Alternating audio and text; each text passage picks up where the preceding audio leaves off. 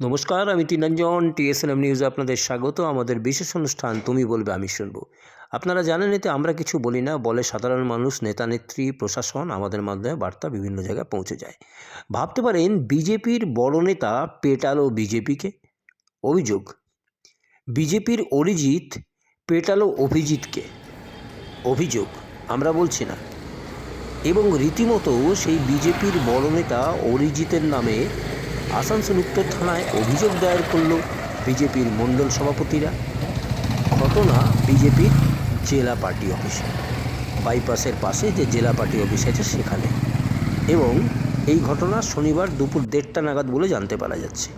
রীতিমতো অভিযোগ দায়ের হলো রাত্রিবেলায়, এবং বিজেপির মণ্ডল সভাপতি অভিযোগ দায়ের করল বিজেপির বড় নেতা অরিজিতের বিরুদ্ধে। শুনুন তাদের কথা। কাল রাত্রে একটা বিশেষ কারণবশত আমাদের জেলা সভাপতি দেবতনু ভট্টাচার্য মহাশয়ের বাড়ি গিয়েছিলাম রাত্রিবেলা। তো ওনার একজন বাড়ির লোক বললেন যে দাদা অসুস্থ আছে। বলে ঠিক আছে, আপনি একটু ডাকুন, 2 মিনিট কথা বলবো, চলে যাব। তো যাই হোক, অনেক ডাকাডাকির পর দাদা বেরিয়ে এসেছেন। তো বললো যে এখন আর অনেক রাত হয়ে গেছে, তোমরা বাড়ি যাও, কাল সকালে পার্টি অফিসে এসো, কথা হবে। সেই মতো আজ আমরা গেছিলাম। আমি ছিলাম আর এই চিরঞ্জীব ছিল।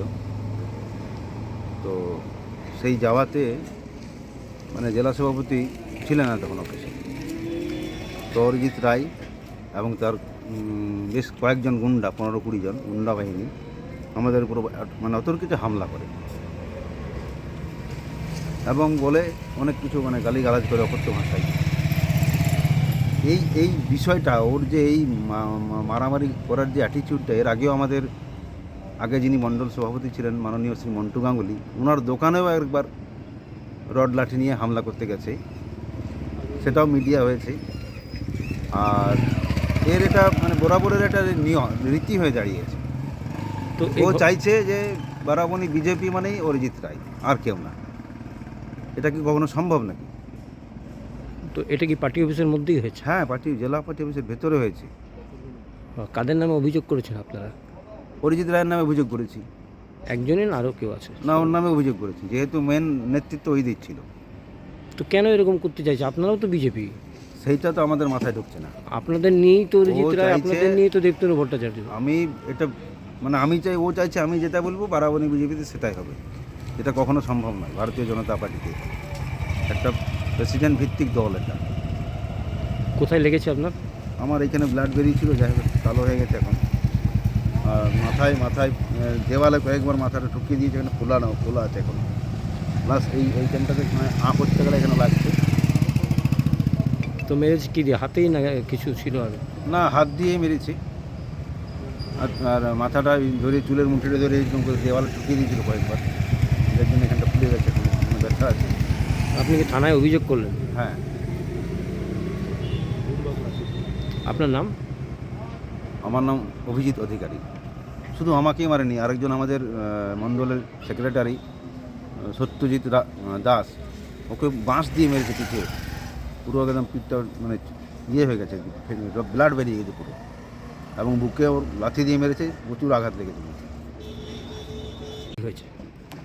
সমস্যা কাল একটা সাংগঠনিক ব্যাপার নিয়ে আমরা জেলা প্রেসিডেন্টের বাড়ি গিয়েছিলাম।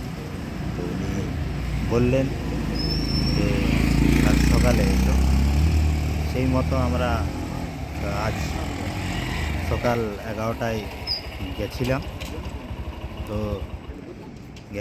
তো উনি দেখা হলো না।